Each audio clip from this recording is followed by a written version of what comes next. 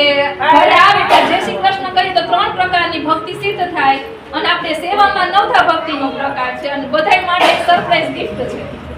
બધાય માટે ઓશનીનાથજી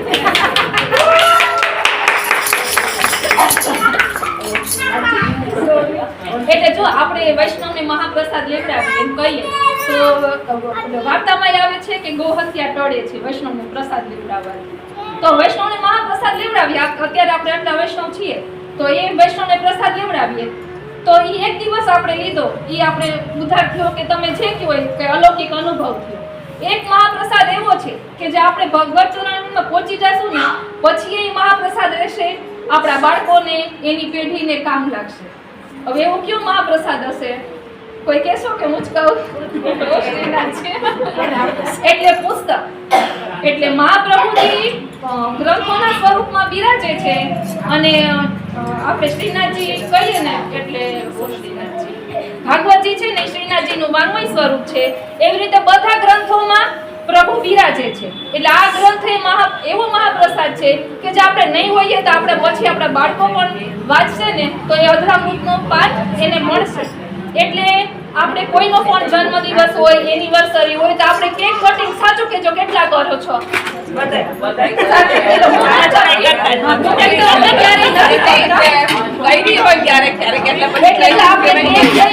એનો વિરોધ નથી પણ કેક લઈએ એટલે 500, 550, 600 એની કેક આવે તો ઈ 550, 600 નું પુસ્તક બનાવો તો આજીવન કેટલું ઉપયોગમાં આવે એટલે આ વિશે વિચારજો ખાલી મારા મનમાં વચ્ચે કહું છું બાકી બોલું નહીં એટલે ઘર ઉત્સવ એવી રીતે વચનામૃતમાં પણ આવે છે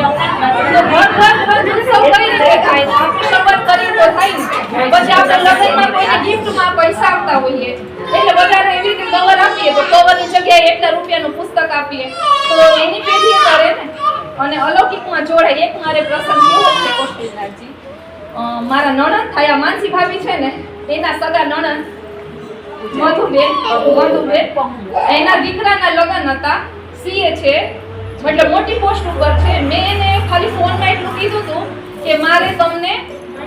મેરેજમાં શિક્ષાપત્ર પધરાવવું છે કેમ કે એના વાઈફને શિક્ષાપત્ર વાંચવાનું બહુ મન હતું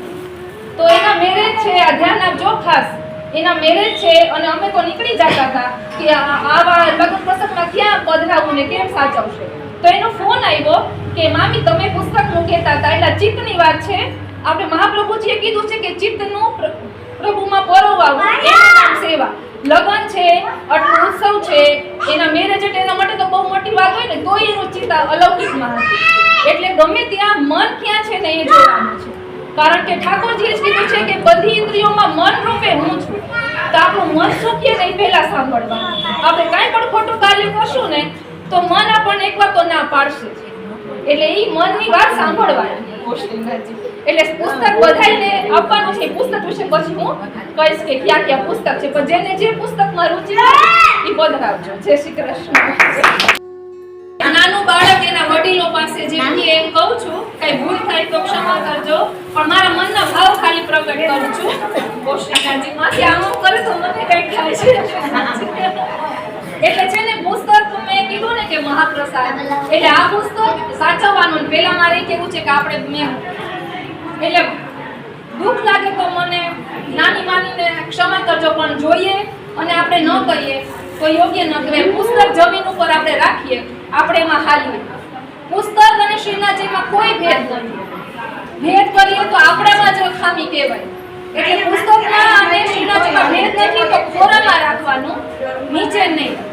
અને પ્રસાદી અણપ્રસાદીનું ધ્યાન રાખવાનું એટલે મંદિરનું પુસ્તક હોય આપણે બહાર ન લઈ જઈએ અને પ્રસાદી હાથ ન અડે ધ્યાન રાખવાનું ધીમે અક્ષય બાવનના વચનામૃતમાં સાંભળ્યું હવે જે પુસ્તકનું પધરાયું છે એના વિશે થોડું કહીશ પછી આપને જે ગમે એ પુસ્તક પધરાવજો અને આપણે જે પ્રસાદ બાટીએ તેનું પુસ્તક બધાય પાસે છે ને જે પધરાવવું હોય એટલે જો ઠાકોરજીએ કીધું કે મન રૂપે હું બિરાજું છું તો મારું મન વારે વારે એમ કહે છે કે જેને જે ભાવ હોય એ પુસ્તક એને મળે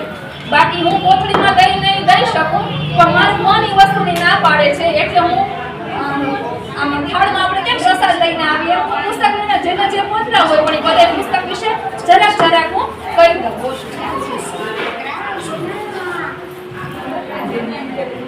જો આ અષ્ટાક્ષર મહામંત્ર નિરૂપણ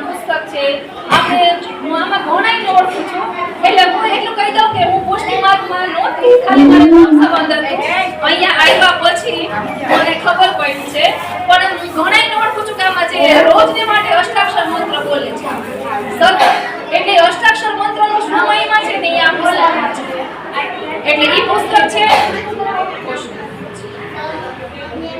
પછી છે શ્રી સર્વોત્તમ સ્તોત્ર સર્વોત્તમ સ્તોત્ર વૈષ્ણવની ગાયત્રી કહેવાય આપણે બધાય વૈષ્ણવ સર્વોત્તમ સ્તોત્રનો પાઠ કરતા જ હોય પણ બધી જગ્યાએ કહે છે કે અર્થના અનુસંધાન પૂર્વક કરીએ એટલે પાઠની સંખ્યામાં ન જવાય આપણે ઘણા એમ કહે કે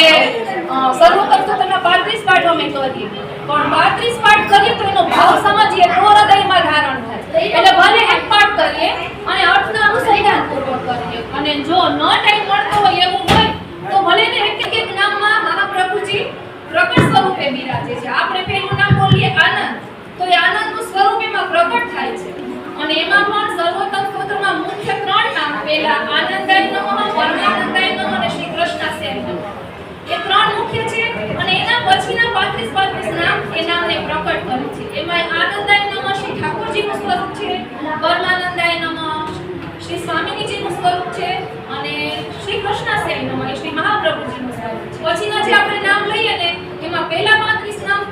મહાપ્રભુ રોશનનાથજી ઠાકોરજીના સ્વરૂપને પ્રકટ કરે અને એના પછીના 35 નામ શ્રી સ્વામીજીના સ્વરૂપને પ્રકટ કરે અને છેલ્લા 35 નામ એ શ્રી મહાપ્રભુજીના જો એક ઉદાહરણ આપું તો ગોવર્ધન સ્થિતિ ઉત્સાહ એમ નામ આવે છે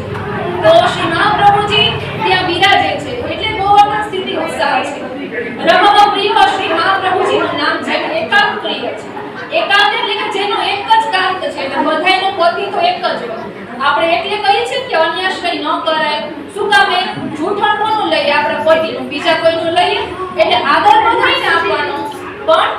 આશ્રય એકનો જ કરવાનો પછી છે આ વિઘ્ન એટલે શ્રી ગુસાઈજીનો પ્રસંગ આવે છે કે શ્રી ગુસાઈજીને 6 મહિનાનો વિરોધ હતો શ્રીનાથજીનો એમાં એના મનમાં જે ભાવ પ્રકટ થયા એને આમાં લખ્યા છે એટલે શ્રીનાથજીએ પણ સામે જવાબ તો આપ્યો તો પણ એ જવાબ જે શ્રીનાથજી એટલે એ જવાબ હા એટલે પાનું પીળું હોય ને ઠાકોરજીને ધરાવેલું એ પાનું પીળું જલમાં ઓગાળી અને ગુસાઈજી લઈ જતા એટલે શ્રીનાથજીએ જે સાંત્વના આપી ને એ આપણને નથી ખબર પણ ગુસાઈજીએ જે વાત કરી છે શ્રીનાથજીને વિનંતી કરી છે કે મને ક્યારે પાછી આ બધી સેવા મળશે એટલે જેને સેવાની અનુકૂળતા ન હોય સેવાનું મન હોય છતાંય ન થતું હોય તો વિજ્ઞપ્તિ વાંચશો ને તો આમ તમારા રોવાટા ઉભા થશે નાકમાંથી આંસુ ચાલ્યા જશે એવું છે એટલે વિરહનો છે અને એ પણ શ્રી ગુસાઈજીએ ચંદ્રાવલીજી સ્વરૂપે લખેલું છે કારણ કે શ્રી ગુસાઈજી ગોલોકધામમાં ચંદ્રાવલીજીનું સ્વરૂપ છે પછી છે ભક્તિ પોષણ ભક્તિ પોષણ દયારામજી લખેલું છે અને ભક્તિ પોષણમાં ભક્તિનો પ્રકાર દર્શાવ્યો છે આપણે 4 વેદ 6 શાસ્ત્ર 18 પુરાણ એ બધું ક્યારે ભણ્યું એટલે આપણને અનુકૂળતા આપણા ઉપર કૃપા કરવા આ ભક્તિ પોષણ 100 ચંદ્રાવળામાં રચ્યું છે એ 100 ચંદ્રાવળામાં શાસ્ત્રોનો બધો જ નિચોડ આવે અને દરેકમાં છેલ્લે કહ્યું સેવો શ્રી કૃષ્ણ કૃપા તો શા માટે શ્રી કૃષ્ણની સેવા તો શ્રી કૃષ્ણની સેવા એટલે કે મૂળ પોષે વૃક્ષ પોષે આપણે ઝાડને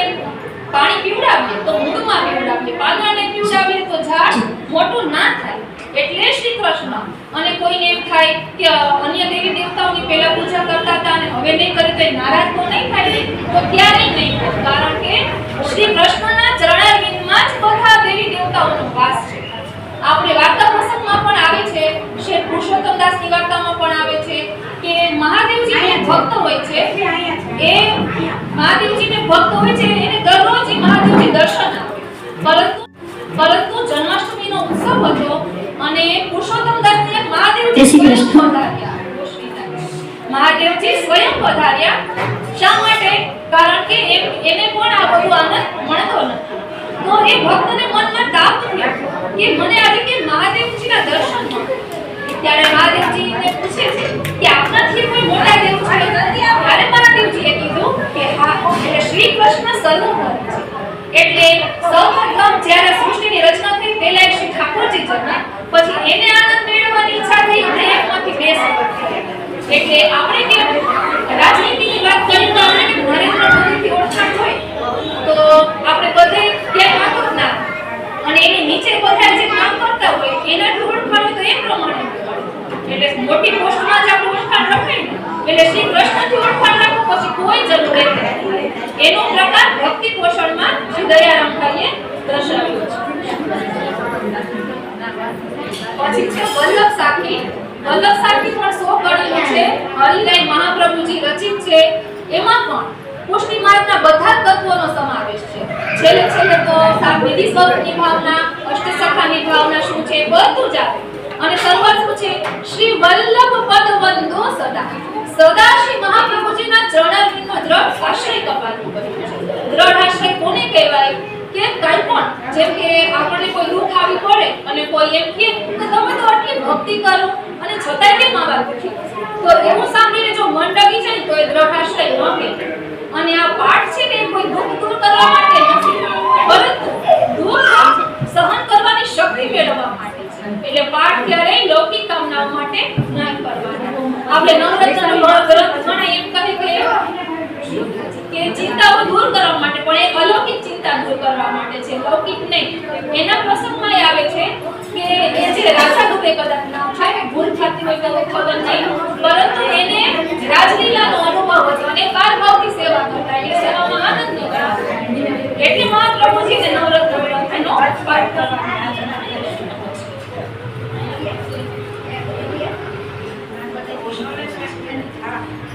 એના 24 વચનામૃત.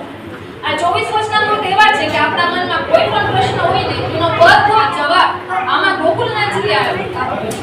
અને આપણે 16 ગ્રંથ છે ને વૈષ્ણવના 16 આભૂષણ છે.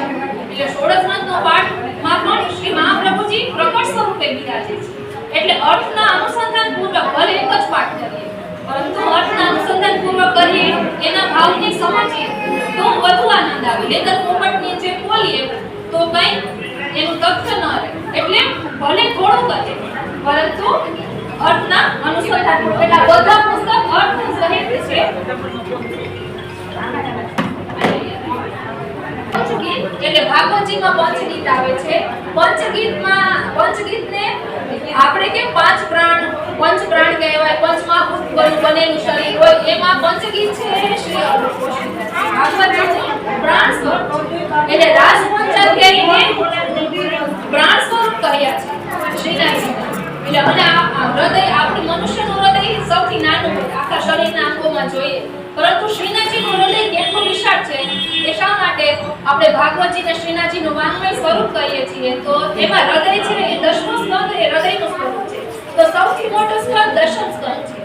એટલે આ પંચગીત છે એ અર્થના અનુસંધાન પૂર્વક આમાં છે. ભગવદ ગીતા એ સનાતન ધર્મનો મૂળ ગ્રંથ છે કે જે સ્વયં શ્રી કૃષ્ણ ભગવાને પોતે ગાયેલી છે. એટલે આપણે